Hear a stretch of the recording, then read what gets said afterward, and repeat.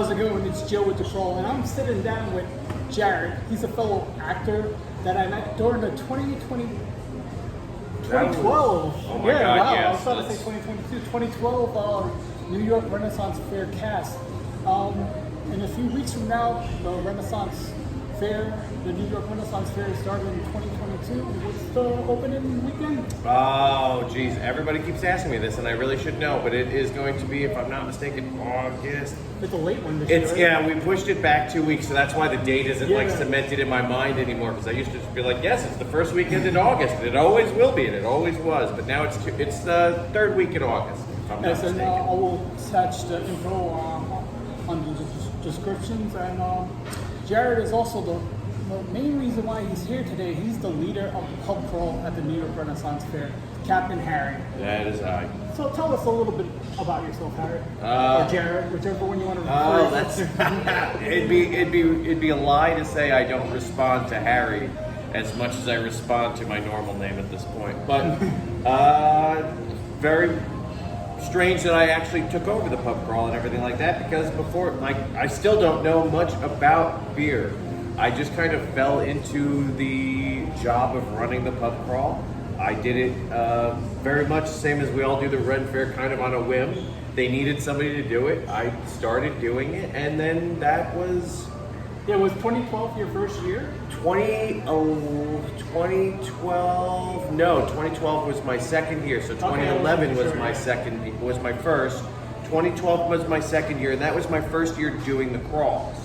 That's when I... Which year was that? 2012, the first year when I thought you we were just met. a beef eater 2012. Was that the first year? You started doing crawl 2013. Oh, okay, so yes, then it's 20, okay, I thought you came into my second season, so that's my memory playing tricks on me there. So 2012 is when I started as a beef eater. I didn't have anything to do with the crawls.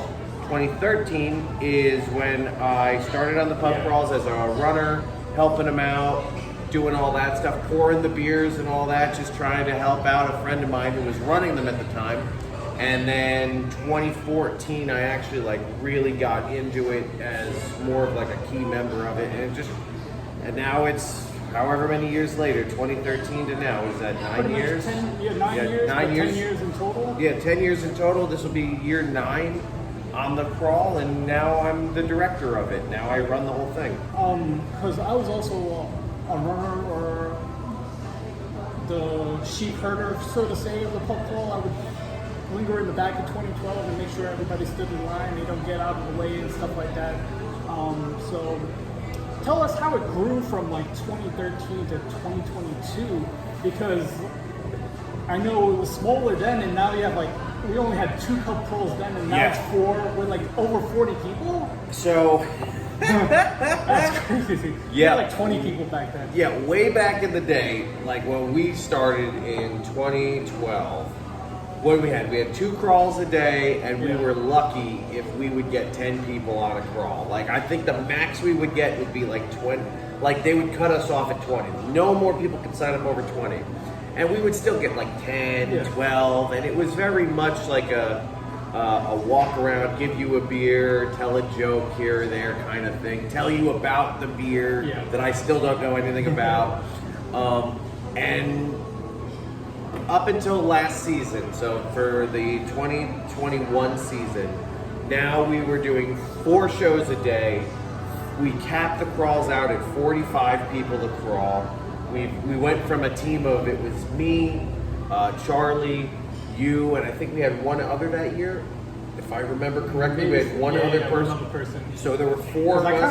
I kind of just tagged along. That wasn't part of my duty. I was just Charlie Mops needs help, I'm going to help him out. And you were there to help herd the drunken cats, as it is. So so we had 4 people, 2 of which weren't even technically on the crawl. You and the other helper were just helping us out because we needed help. I was trying to find something to do, because sometimes I was just lost out there, because I was one of the actors who were on the village, just roaming around trying to interact with people, which is sometimes hard to do because people are there. They're there for the fun and the shows and stuff like that, but they're not really expecting too many people to come up to them and be like, hey, I'm blah, blah, blah. Yeah. So we had the 4 people then, 2 really and 2 helpers that we never told anyone about. And now, from last season, because I'm just going to go off of last season, because this season is still developing, so we don't really know the full number or how the show is going to pan out until everything is subject to change until opening day, and then it's all cemented. But so last season we had 4 crawls, we had 12 cast members, so and they're not like just helpers. Now we have 12 like dedicated cast members that is their job. They're just sanctioned to the crawl. And that's it. We just chain you to the crawl. You don't get to leave. And it's, we have an entire system designed around it. So it has evolved a lot. It's a lot. Yeah, I also feel like that's a testament to you. How do you feel like you contribute to that situation? I mean, the crawl is like literally my brainchild at this point. Like, I mean, from back in 2012, it was me and Charlie, also known as Scott by his other name. So we did that and we kind of developed it. And then 2013, it got a little better. And then 2014, if I remember correctly, sadly, my partner, he had to bow out of doing the fairs for medical reasons. And I had to take over. And that happened, and that decision came very last minute. That was opening morning that he was gone. Oh, wow. And I took over the crawls, and I was like, well, hell, I didn't know anything about beer. He knew everything about beer. I was just the funny guy. That's all I did. So I was like, screw it. I'm not going to pretend to know anything about beer. Let's just make it about entertainment. Let's make it funny. And it's just gone from there. We did songs, we do jokes, we do all kinds of stuff to entertain people. We tell like stories of our lives where, we try to keep it as clear to the medium as possible for the fantasy of the Renaissance. So we changed some things, we embellished other things, but it's all in the name of entertainment now. Whereas before the show used to be a little bit more about the booze. It was always about the booze. Now it's... That's kind of one thing that when I was on the herder, so to say, when Steven was the head of the pub crawl, he would talk a lot about the beer and pairing it up with foods and stuff like that, and I did like that aspect of it. But I also like you have your own twist to it and make it fun. I also had this hard-hitting question: how often you hear "Hey, pub crawl" in your sleep? Oh, constantly.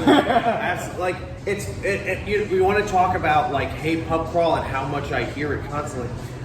There are. I'm recognizable as a person, not as often as you would imagine. It's not like I'm like a D-list celebrity in the long run of things. So I can see that. So people, like, if I go out to the store or something, people will see me like, "Hey, pub crawl," and I'm like, "That's me. Yep, hi, hello, that's me. I'm the funny man. Here I am." But I mean, now we're talking about even the rest of the cast does their own version of "Hey, pub crawl." So like even when we do like morning meeting, they go, "Hey, cast," and they all have to respond. And that's the whole thing. For anybody who doesn't know, the whole "Hey, pub crawl" thing is a call and response that we did on the pub crawl. It was kind of one of those push towards entertainment things because we tell jokes on the crawl. But we like when our guests tell jokes. Because yes, I am the funny man that runs the job, and it's my job to be funny.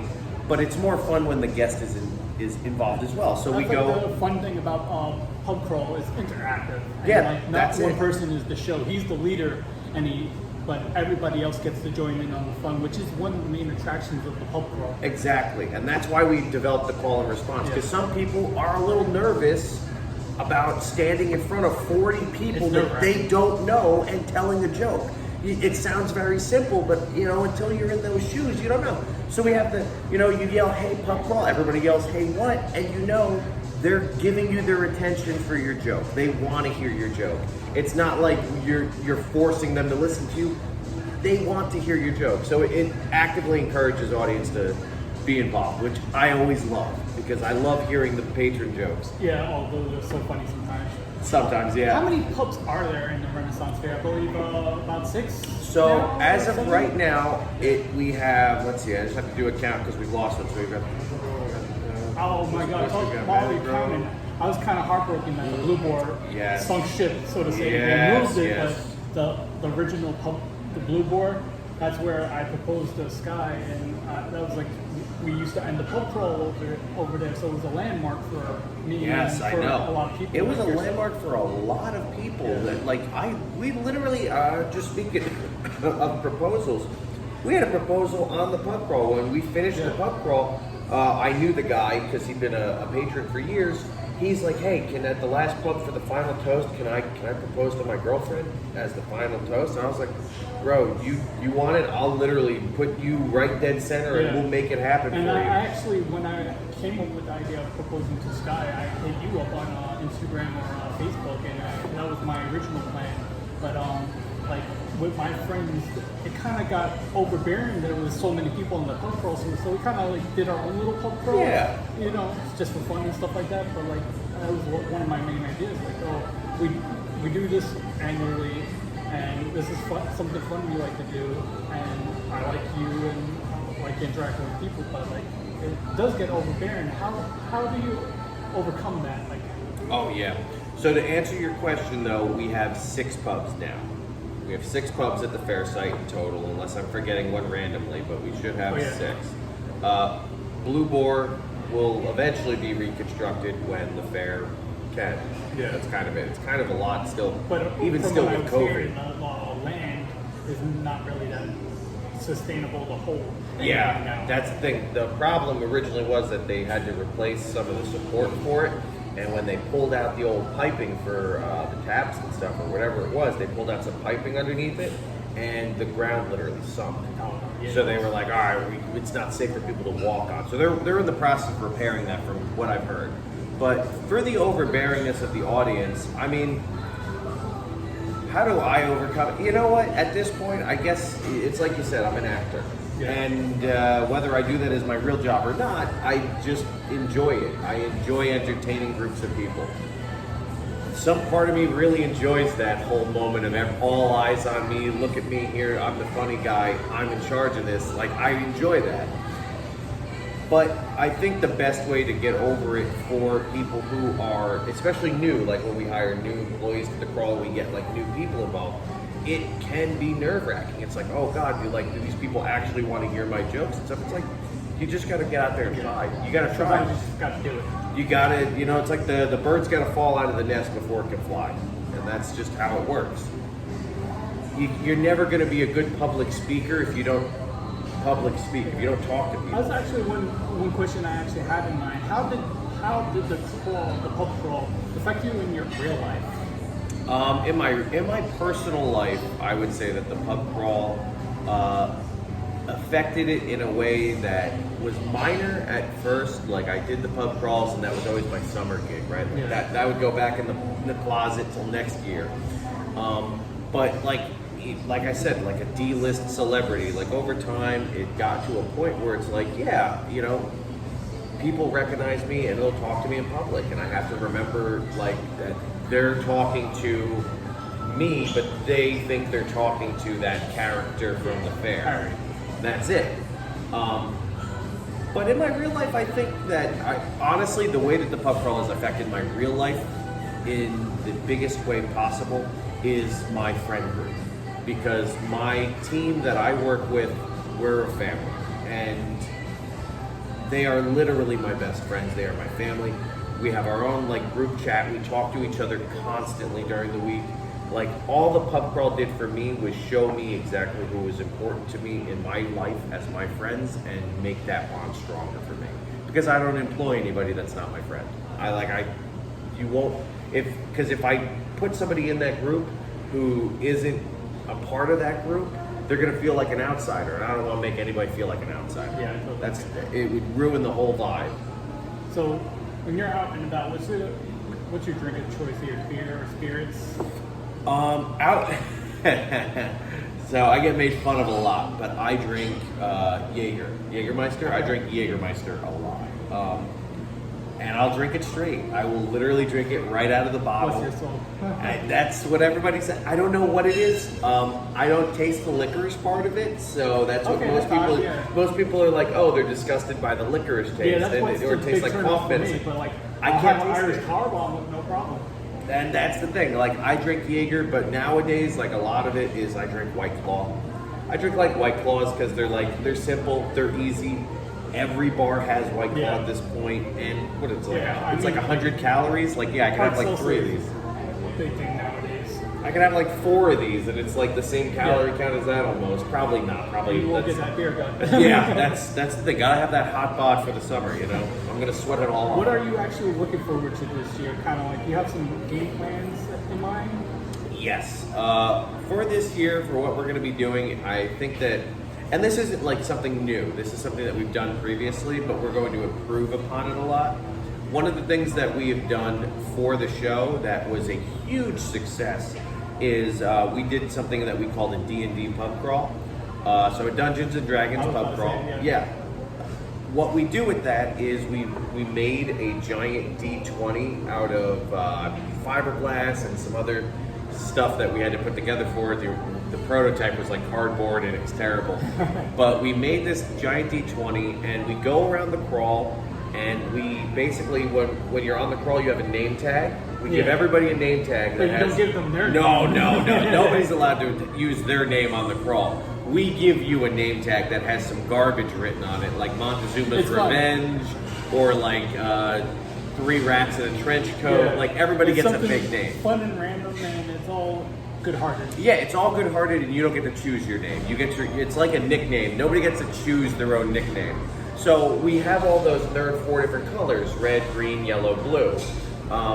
So what we do on the D&D crawl is we'll assign 4 of the pub crawlers, the workers, a name with red, green, yellow, or blue, and those are the champions of the pub crawlers with the same colored name tags. So when we go around the crawl, we'll encounter like monsters and stuff, and it's all like just a big joke and fun. Like we'll have some of the other pub crawlers come out in a stupid costume, and we'll be like, oh God, we're gonna get attacked by the sheet ghost that wants to take all your beer. And we're like, oh, who will defend us? And then they'll be like, send forward them, and they'll go forward and we'll roll the die against each other, and it's all just acting and fun and silly. I could see that being really big, especially with Takeoff of Stranger Things, which that's what the backbone of that is pretty much Dungeons and Dragons. So you're kind of like picking up on both things, because a lot of things they do, and also New York Renaissance Faire, they like to touch on current things to make it relevant for everybody. Also including the medieval times and the Renaissance Fair, so they try to find a balance between the two worlds. Yeah, pop culture is always present. That's it. It's always, pop culture is popular for a reason. So if you can tap into some pop culture, hell yeah. Like the first time we did, I think the first boss we had for our thing was a mind flayer, and it was just a big green puppet that we made for somebody's arm. Awesome. Then we made a Demogorgon for we called it season 2 of it. We made a Demogorgon puppet. It was fun. This year we're kind of moving away from the Stranger Things stuff because we don't want to just ride on its coattails as fun as it was. We're gonna make our own thing up. Yeah, you got to make your own thing up because it's like you can get started. You can always kind of lean into the pop culture to kind of find your foothold. But eventually you got to pull back and be like, okay, what are we doing? Yeah, you got to be creative on your own. Like, 2 of my favorite things of pub crawl, after the pub crawl, they always give you a pin, and it's always custom made. That was one of my main attractions. I try to collect them all year, and a lot of people come there yearly to collect those pins. Yes. Speak about that a little bit, and I'll speak about the second thing, wrap things up. Well, we have the pins are basically like your badge, like, as crazy it is, these little pewter pins became a badge of honor. Yeah. Like people would get like I'm trying to think of a satchel? Yeah, they would get like a sash, like a bride sash, or like a Girl Scout or Boy Scout sash, like a cross where they would put all the buttons, and it would just be pub crawl pins 2011, 2012, 13, 14, 15, and they would collect them. And there was a time where we actually did some limited edition pins of our own. It was like one weekend we got like very crazy and we painted I'll never forget because it was the year with the unicorn pin. I believe that was. I got that unicorn pin. Yeah, we did the unicorn pin, but I took like 400 of them to my house and I spray painted them all gold. What? And we did it was an Irish pub crawl where we were. One of our members pretended to be a leprechaun, and basically at the end of the crawl had like a little pot of all the golden pins, and they would give out the gold pins. And it was like, here's your special edition pub crawl pin that we made. Awesome. and people love them. I've had people reach out That's the to one me. thing I miss from going on pub crawls is getting that pin. The pin is great. I've had people reach out to me who's like just off the top of my head. There was one of the crawlers had a house fire, and they lost everything, but they reached out to me to see if I had any old pub crawl pins laying around that I could give them a bunch of pins that they could make their pub crawl sash. Oh, wow. Again, like it was such a small thing that probably meant a lot to them. That's You know? yeah, that's still awesome. Talking about pins, do you still have that guild? Yes, for the barbarian clans. Now, for that with the fair, there is the guild. There's the guild hall and everything out. There's like the rogues guild, the barbarian guild, wenches guild, and a whole bunch of stuff. I know in recent years it has gotten a little downtoned because the owner who started all of that, who started the guild hall, I believe he's now retired from the Ren Faire circuit, so that tradition is kind of passed on to somebody else involved. I don't know who it is. But yeah, we literally, because of the pub crawl and everything else and the popularity of just how fun that event was, I was able to start my own like little barbarian group just out of that, and it's still around, it's still alive and kicking. And you still do meetings and stuff like that? Well, yes, I right now, just in my own bit, I've taken a little bit of a step back from it just because I had a lot going on, because I've now just gotten off working another fair. Yeah, and now I'm going going into into the Kingdom Fair. Yeah, I just finished up that fair, and now I'm going into the New York Fair. So from February till now, I haven't had a weekend off. Oh, I've been working 7 days a week, so I was like, all right, guys, I'm going to need a little bit of a break. I'm not going to have time to do anything. So I put it in the hands of one of the other members who's been there forever, and they're doing like little stuff. We still do meetings. I'm hoping once October hits, I'll be able to, once I have a week, on that, yeah. once I have a weekend off. I know, a novelty. Once I have a weekend off, I'm going to jump back into that and see if we can't revitalize that a bit as well. Okay, so I want to touch on this. My second favorite thing of the pub crawl and how we're going to finish this off is the toast. All right. You want to speak about it first, or you? Which one? The final toast? The one where we do the round robin of toasts? Because like every pub you do a toast. Mm-hmm. I want to end this with a nice toast, but you want to speak about the toast? So first? yeah, at every pub, though, it's once again always on my goal list for the crawls was to make sure people felt included, and that's it. You want to feel included in it and have fun, and the best way to do that is to get you involved. So at every pub, we have to do a toast. We give out your drink, and nobody's allowed to drink until the toast is given, because you're not drinking by yourself, you're drinking with friends. So do a toast. And what happens if you drink before you toast? Oh, if you drink before you toast, well then the whole group has to shame you. Yeah, we have to yell shame at you, which this is That's actually people who love it. funny because this is almost a tradition almost in my house, because I'll sit down with Sky and have a drink, and we'll have a drink together sometimes. We're like, you can't drink before you eat Yeah, you may before not the say toast. something, you got to at least cheers before we drink. So And- it became a habit at home. Yeah, and that's the thing, and we do that at every pub. And at the very last pub, what we like to do is a round robin of toasts, where everybody who would like to can give another toast. We usually get like 10 toasts out of it, and it's a lot of fun. You know, every toast is You one wind up with sip. no beer. Yeah. I mean, there have been some where everybody has something to say, and everyone's got a toast or something like that. And you run out of drink because it's every toast is one sip, and you know the glasses are I always so remember full. like some of those toasts, I'll do that fake sip thing. Yeah. Or do like a little filter sip. Yeah, of course, especially with our stuff, we don't have a lot as the employees, so it's like. Talk about drinking. Do you get a partake sometimes, or like I know you run like four or five different shows, but do you get a partake in the drinks? Or So for the show itself, I always make sure that I have at least had the drinks before the you want patrons kind get, of because I want to at least be able to be like, oh yeah, this drink tastes like this. Like, I don't know anything about beer, but not knowing what the drink tastes like, that's kind of a little weird. That's a shame. Yeah, exactly. So you gotta know at least that. So I usually have some of the drink beforehand. During the crawl, during like operational hours, No, you gotta no stay alcohol. hydrated. Yep, you gotta stay hydrated.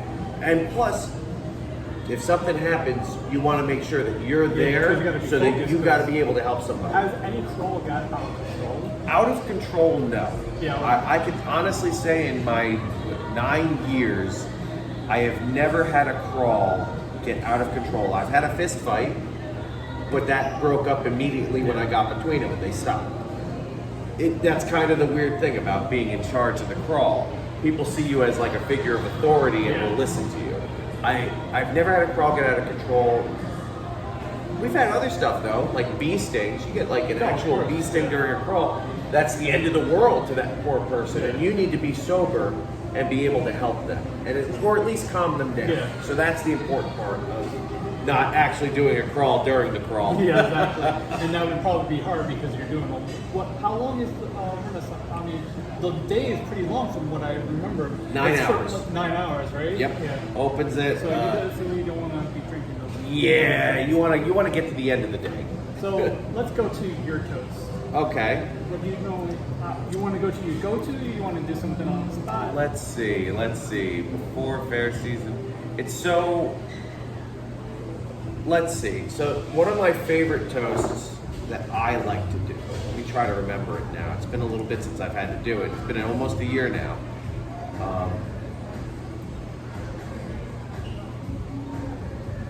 All right.